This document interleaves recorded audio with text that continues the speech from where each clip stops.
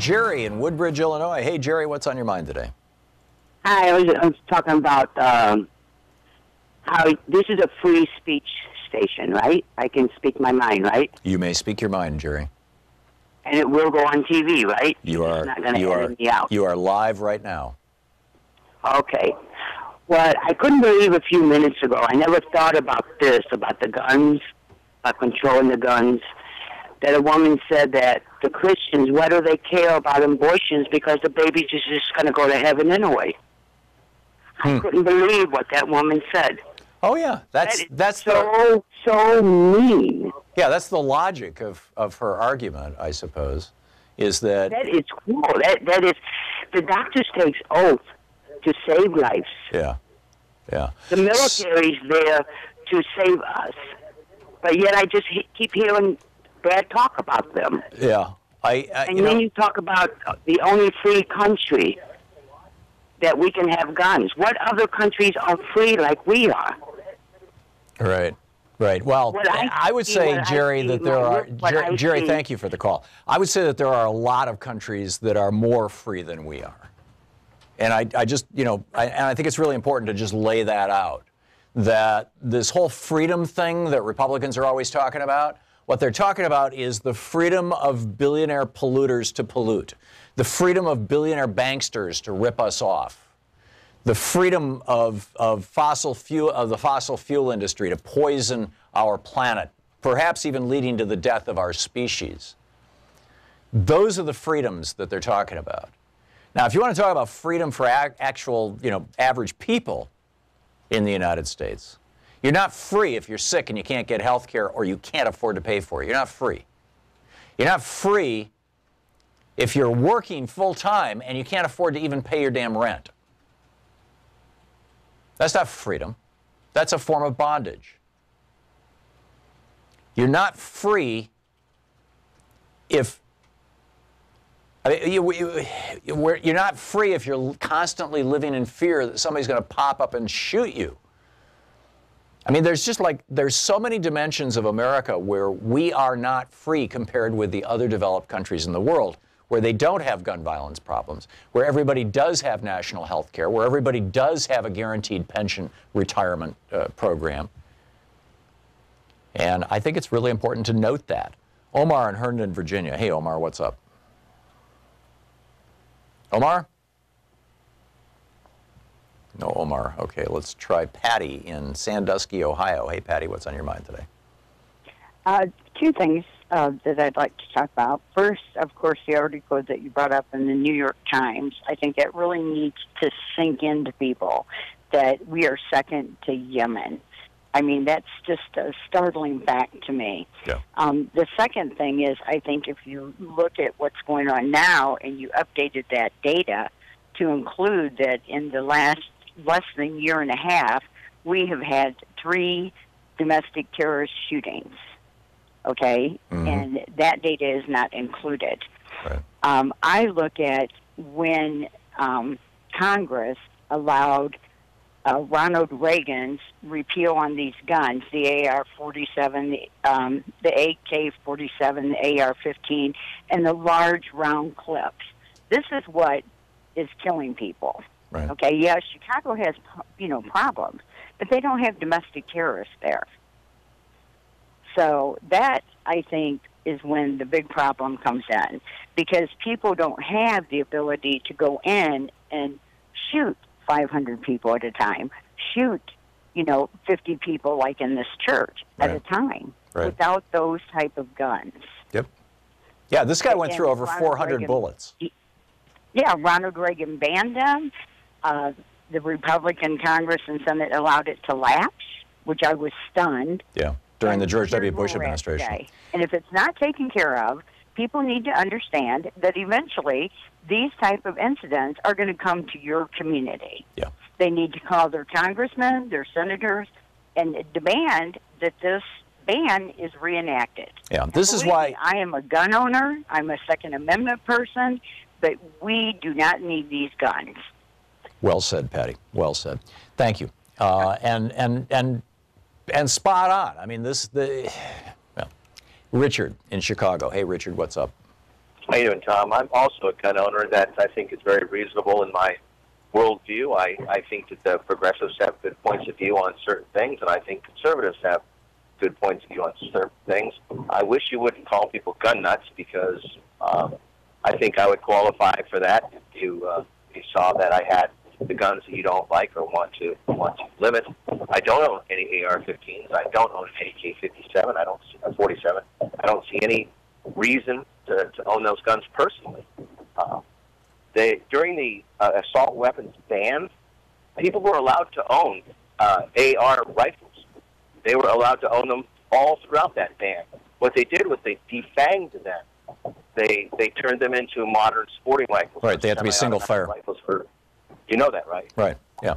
Okay, so I mean, if you allow me and you to sit down, and I'm going to take you as a person that would probably ban guns if he could.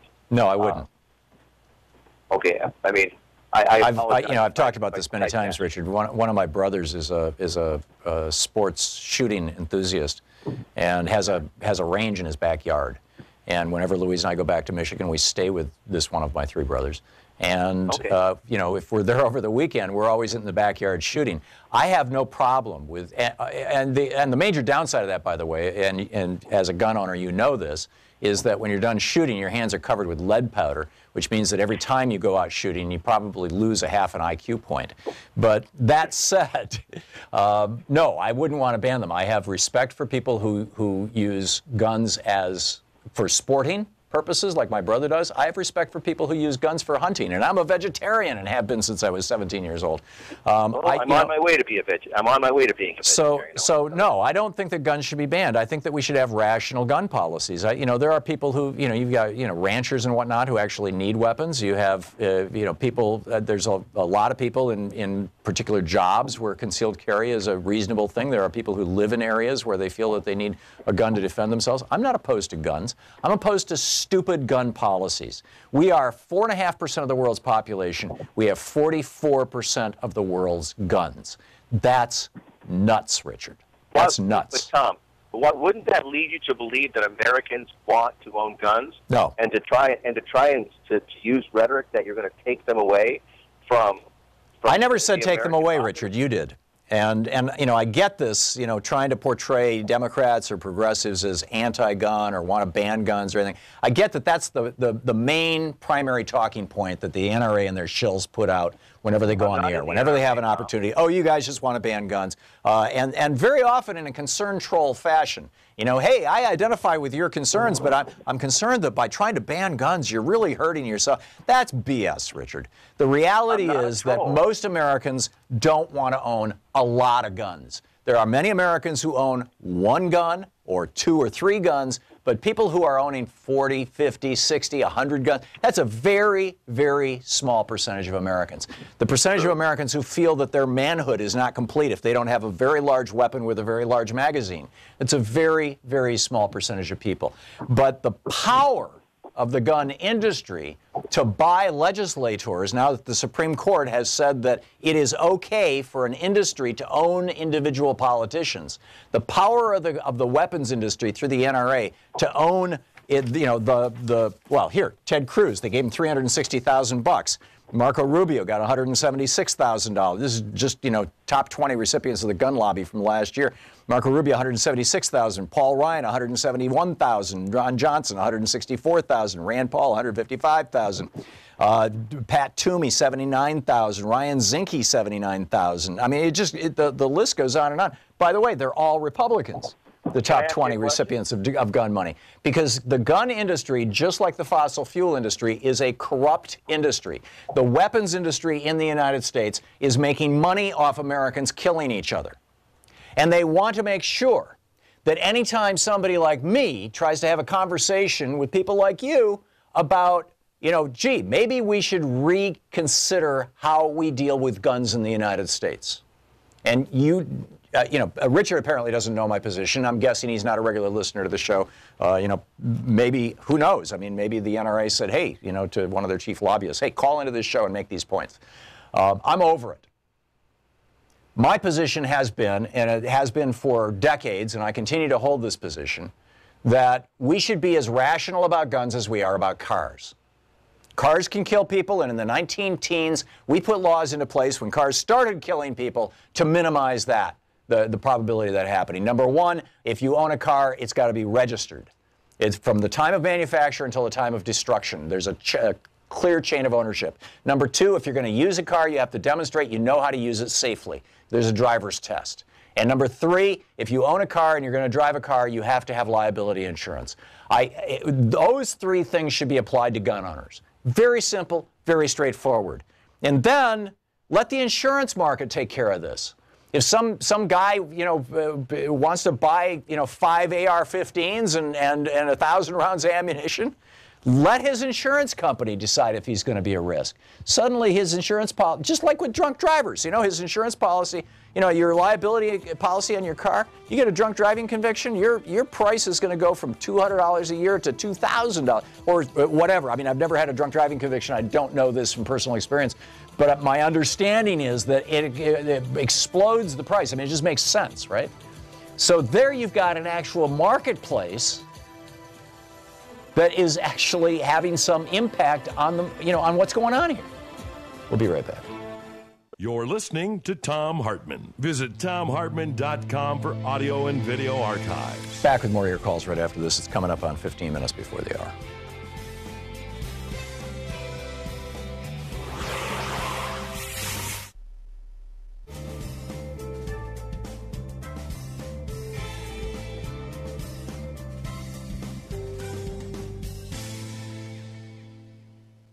And welcome back. Paul in Benton, Pennsylvania, watching Free Speech on the Dish Network. Hey, Paul, what's up?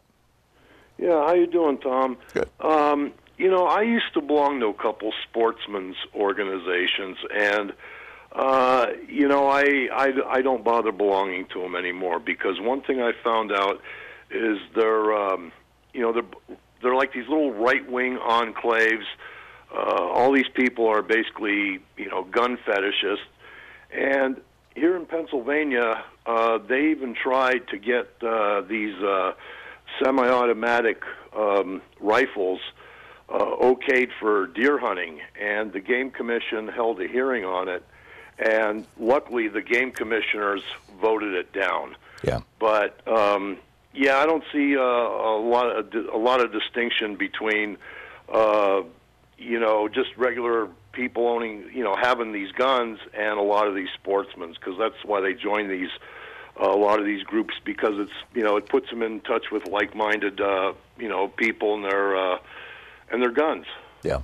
There are three industries that are doing this, Paul. You've got the tobacco industry, which they're not doing it so much right now, but back 15, 20, 25 years ago, before they got taken down in that giant epic lawsuit, the tobacco industry was funding groups around America, Proud Smokers.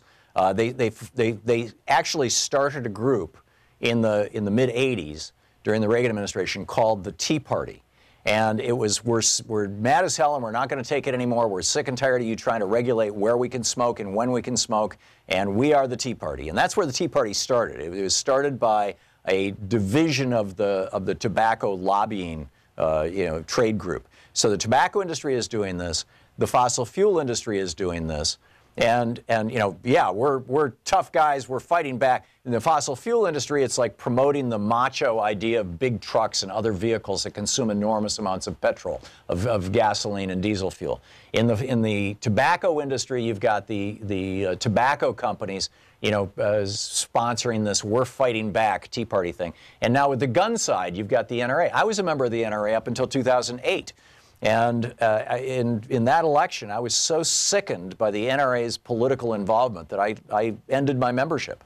But yeah, I get what you're saying, Paul. It's not just that there's like some kind of weird fetish going on. It's like it's being encouraged by industry. And that's the thing that should be so concerning to us, is that we've become patsies. In the case of fossil fuel, tobacco, and now guns, we become patsies to industry. Yeah, it's too bad. And another thing we're not addressing is the ammunition. Right. I mean, some of these, you could go out and buy like bulk ammo, 1,000 rounds of .223 caliber ammo for basically pennies around. Right. And I mean, the idea that people are stockpiling. Yeah, and to extend the car analogy, Paul, you can't put a 1,000-gallon gasoline tank in your backyard. It's illegal.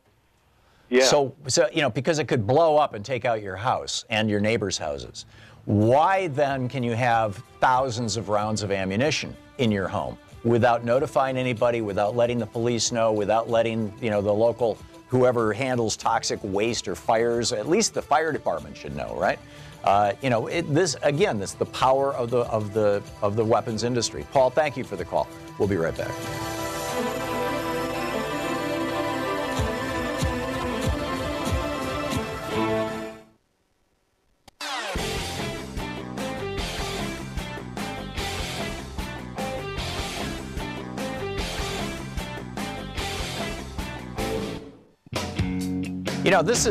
We're just watching a repeat of an old story we've seen over and over again. I remember I was a kid. I think I was a teenager. Must have been during the 60s, that the guy who used to play Perry Mason's adversary on TV, he played, it's been a lot of years. He played the district attorney, basically, in the Perry Mason shows. And he died of lung cancer. And he was a heavy smoker. And he produced a couple of television ads where he said, I've got cancer and blah, blah, and, don't smoke.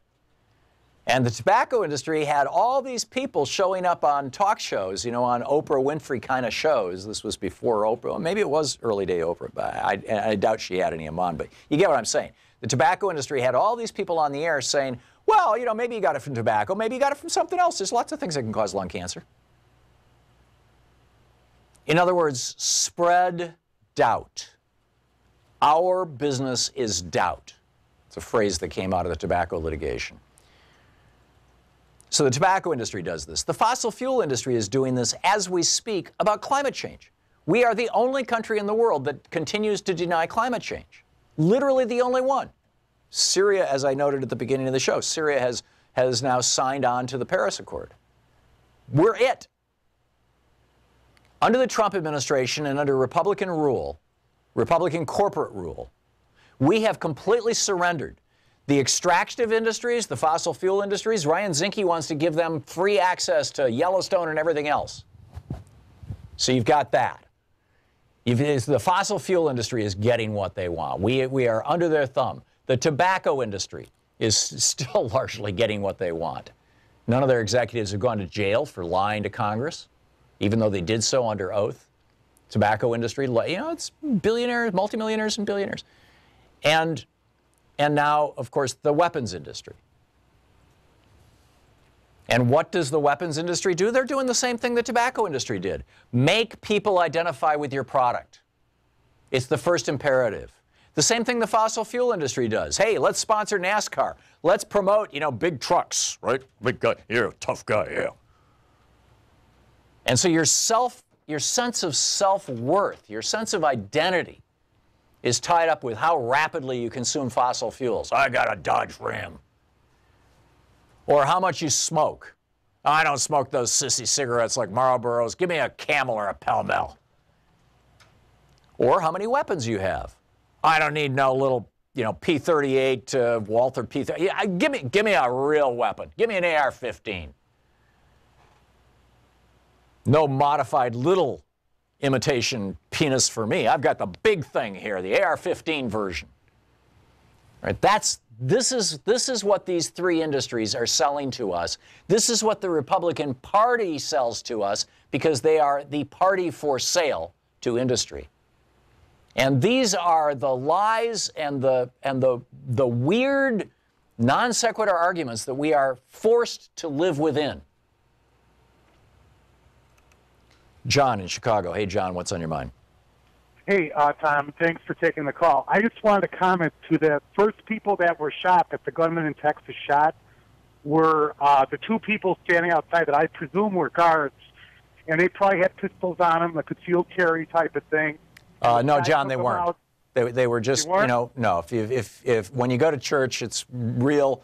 In fact, every time I've ever gone to church in my life, as I recall, which hasn't been a whole lot in the last few years, but but was a lot for many years. There's always somebody who stands at the door to greet new people. Well, I know my uncle's is a guard at the outside of his local church. And, really? He carries a gun? Yeah, it's an usher. He's an usher. He welcomes people with brochures, but he also has a little bit of heat with him. You know, he could show. But the point is, a pistol versus a rifle is who's going to win that thing. Right. The velocity. You know, if it disembowels you, if you get hit, you get disemboweled by. Right, and the two guys who chased this killer, the two guys who chased him, who are being characterized as heroes. If he hadn't shot every bullet he had, those two guys would probably be dead right now, because they tried going after a guy with semi-automatic weapons with hunting rifles, and you know it's just that's not a fair fight. Good point, John. Good point. Excellent point. Thank you, Steve in Phoenix. Hey, Steve, what's up? Yes, Tom. I totally endorse your common sense ideas for gun control and insurance and such and registration. Any one of us could be the next one, and I'm concerned. You know, I don't own a gun. I haven't shot one for 45 to 50 years in time here. You know, however, with all the shootings going on and such, and the NRA, you know, they've been advocating for pistols, rifles. They seem to be okay with the assault weapons and stuff. You know, I wonder if it's going to come to the point here where they start saying, well, you know, let people get tanks and stuff. You know, because maybe the only way to stop a bad guy with a tank is a good guy with a tank. Well, and tanks fall into the definition of arms, depending on whose dictionary you're consulting. But basically, you know, arguably the Second Amendment protects your right to, you know, if you buy the argument that's made by the Alex Jones crowd, that the Second Amendment was written so that if the government ever became oppressive, average citizens could take down the government, which, by the way, is not the case. No founder ever floated that argument. It will not be found, and I've read them. It will not be found in the Federalist Paper. It will not be found, and I've read them in the deliberations at the Constitutional Convention in 1787. It will not be found, and I've read them in the debates in the states in 1789 when they were ratifying the Constitution. Nobody ever made that argument. But if you accept that argument, and there's a lot of Republicans that do, then you have to say, well, in that case, then the founders meant, if we're going to take down an oppressive government, that we have the right to own an F-35. We have the right to build an Air Force base in our backyard. We have the right to own tanks. We have the right to own surface-to-air missiles.